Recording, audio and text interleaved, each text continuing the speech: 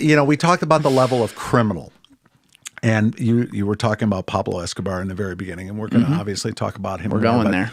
I gave an interview to CNN. Mark Bowden wrote the book Killing Pablo. It's a very good book. Yeah. He was also the gentleman that wrote Black Hawk Down. Yes. Where they made the movie out of Black Hawk Down. He used to be a reporter, I believe, out of the Philadelphia Examiner. And he turned me on to another reporter by the name of David Zucchino, who worked for the Philadelphia Examiner as well, that wrote a story about those two agents that were kidnapped. But back to Killing Pablo and Mark Bowden's book, CNN did a special on Killing Pablo many, many years ago in the early 2000s.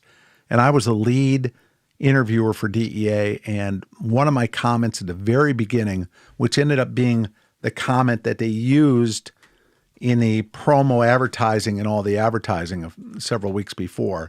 And that is, in my opinion, Pablo Escobar was the largest criminal the world has ever seen or will ever see. And then I said in the interview, if Al Capone was alive during the time that Pablo Escobar was around, Al Capone could have probably been a driver, maybe a bodyguard for Pablo Escobar. Meaning Pablo Escobar was responsible for thousands of police officers being murdered. Yeah. And ultimately, Al Capone goes down for income tax evasion. Right. But he didn't nearly, you could count the time, probably less on one hand, that police officers were killed because of Al Capone. But you can count the times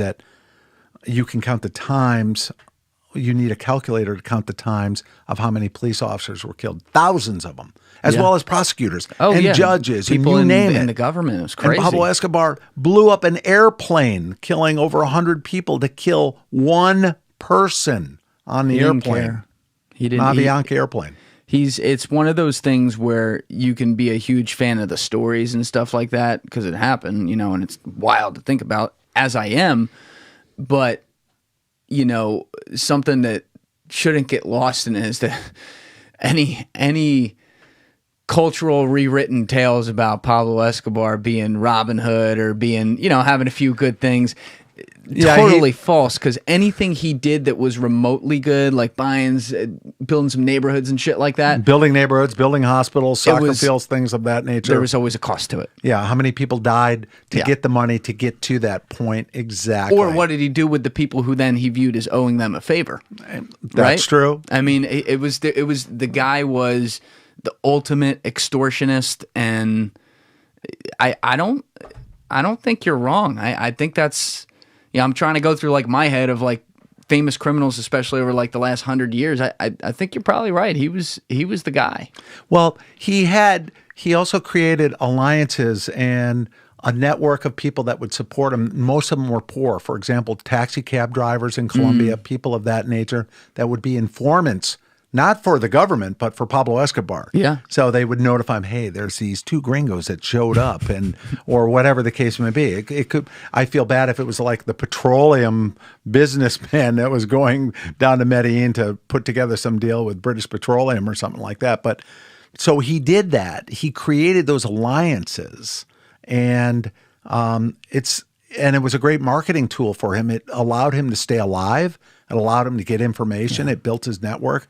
And people to this day will go to his gravesite. People to this day will say he was like a Robin Hood that saved so many people, but he left thousands and thousands of widows in his wake. Yes. And there's no question about it. But, it was brilliant, the whole thing with taxi cabs. To get the drivers, they all would receive a little bit of a stipend from some of the people that worked for Pablo Escobar. And it reminds me of, for example, there's a restaurant in Boston called, I think they closed by now, it's called Anthony's Pier 4. It was a huge seafood place. Maybe it's still around. But every year, one day out of the year, they closed the restaurant.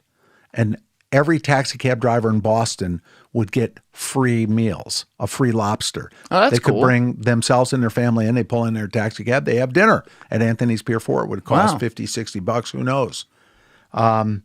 And why did they do that? It's a great marketing tool, because anybody that got off the airplane, got in a taxi cab, hey, where's a good place to eat? Oh, go to Anthony's Pier 4. Yeah. Bada bing, bada boom.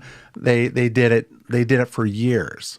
now. In this advent of Uber and Lyft and things like that, I don't think they do that anymore. But so I think of that when it comes to the taxi cabs, when I think of the parallels to Pablo Escobar utilizing the taxi cabs as a international or a inner city network of just giving information. Thank you for watching the video, guys. Please hit that subscribe button and check out this clip's full podcast episode by clicking here or in the description below.